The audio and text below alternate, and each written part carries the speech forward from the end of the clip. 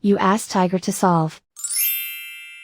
This deals with linear equations with one unknown. The final result is x equals 1 over 2. Let's solve it step by step. Simplify the expression.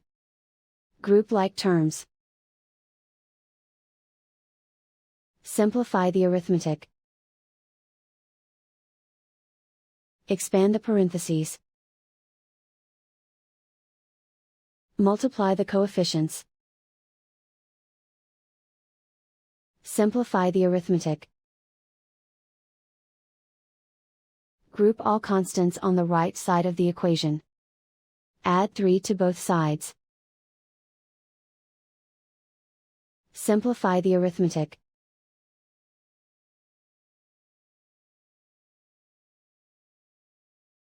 Isolate the x.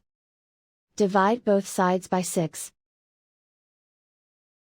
Simplify the fraction. Find the greatest common factor of the numerator and denominator. Factor out and cancel the greatest common factor. And so the final result is x equals 1 over 2.